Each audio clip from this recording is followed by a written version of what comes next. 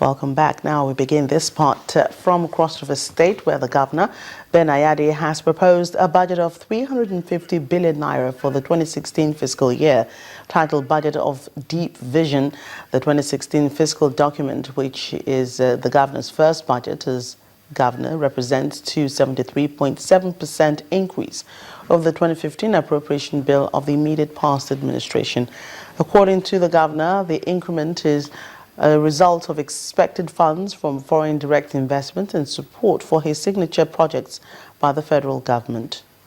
And therefore, as I present this budget, the emphasis is therefore for us to create a new economy that will, within 4 years, move Cross River State from third world to first world. To do this, we need giant deep actions and plans. The total capital receipts, therefore, is expected to be about 294,585,659,358 kobo. That is the estimated total capital receipt. While the total internal sources, including federal sources, is put about 65,553,852,650 million naira. You will recall that in these ambitious assumptions, it is very obvious that the expenditure becomes a very critically sensitive one. To achieve this, government needs to provide opportunity for us to achieve all of this and find a very succinct, sincere, articulate manner to spend this money.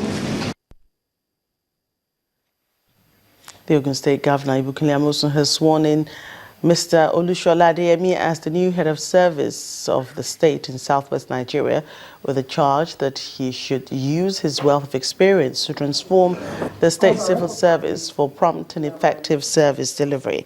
At a ceremony held at the executive chamber of the governor's office in Abeokuta, the state capital, the governor asked the state's workforce to rededicate themselves to the service of the state and bring to fruition the aims of the state founding fathers. Mr. Olushola Adeyemi, born November 1957, is replacing the immediate past head of service, Mrs. Modupe Adekunle, who retired from the service last month. Let me quickly remind our new head of service that with these appointments and this swearing in comes higher responsibilities. Hence, you will need to do more than your performance as a permanent secretary. You must realize that this new office comes with a very big challenge. But I know that the Almighty Lord will help you in this, your new assignment. Let me charge you to motivate the various ministries, departments, and agencies in line with our administration mission to rebuild our dear state, which will be vigorously pursued in this, our second term in office. You should work harmoniously with all members of staff of the Ogun State Public Service to make life more fulfilling and meaningful, not just for them alone, but for the good people of our dear state. Today marks the beginning of a new phase in your career. As you imprint your footsteps alongside those of illustrious men and women of this great state, it is my belief that you will not disappoint the people of Ogun State, whose trust is being vested in you today.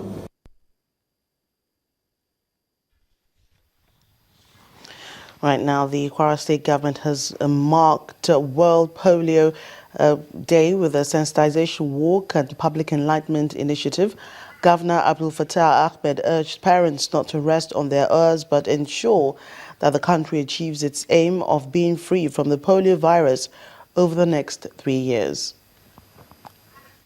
Like I mentioned in my speech, that Nigerians should move away from the areas of residual superstition that has not helped us in moving forward as a nation. Let us begin to take examples of countries that have moved on through concerted efforts of collective responsibility and taking their destinies in their hands. Our parents should recognize the fact that You see, there are no two ways to eradicating polio other than this method of ensuring that our children are immunized. It is a disease and it can be eliminated. So our prayers have been heard. So they should come out en masse and ensure that our children are immunized.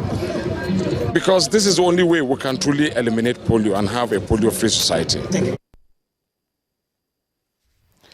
The Nigeria Police has confirmed the arrest of 4 police officers involved in the alleged extrajudicial killing of one Benson Obode. The Commissioner of Police, Edo State Command, Chris Ezike, told Channels Television of the command's commitment to upholding the law and protecting the rights of citizens.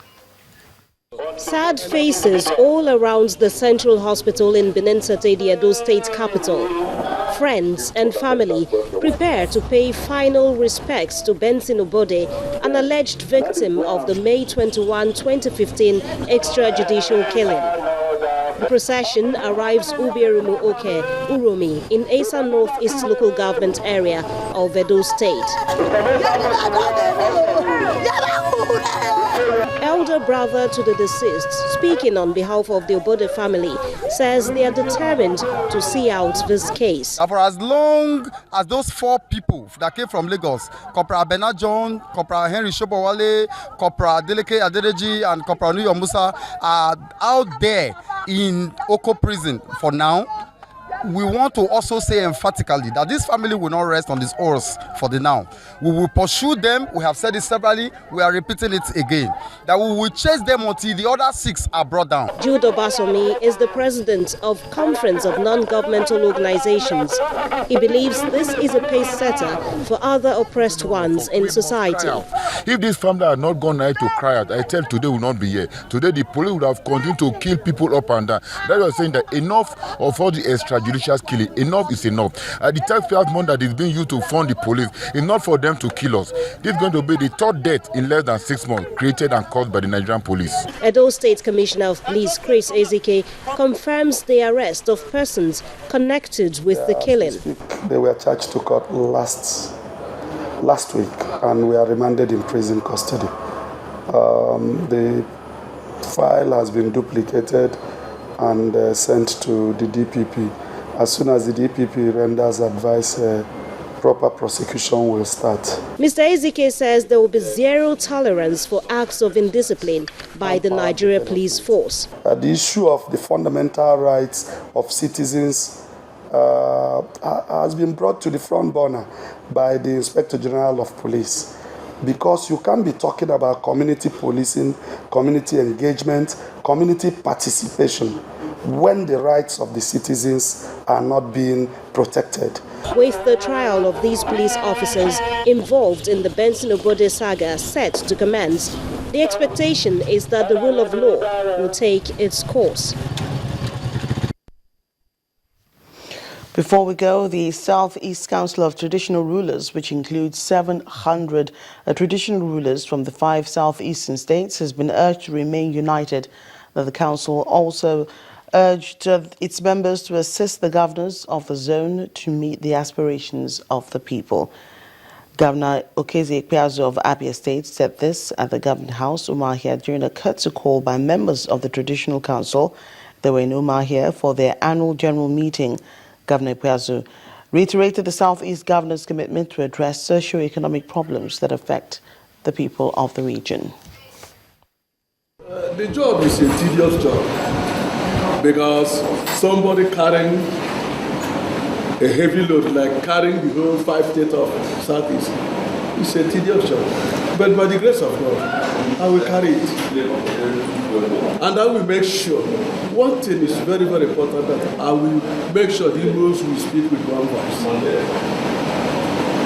The Igbos today will not have any crack. We are rulers, traditional rulers. We believe that if we advise our subject, they will adhere to our advice. We're going to work alongside with the Southeast governors. We want to keep the Southeast to be going, keeping Southeast to be one. Well, that's the program today. Thank you so much for watching. I'm Joker Rogers. Bye for now.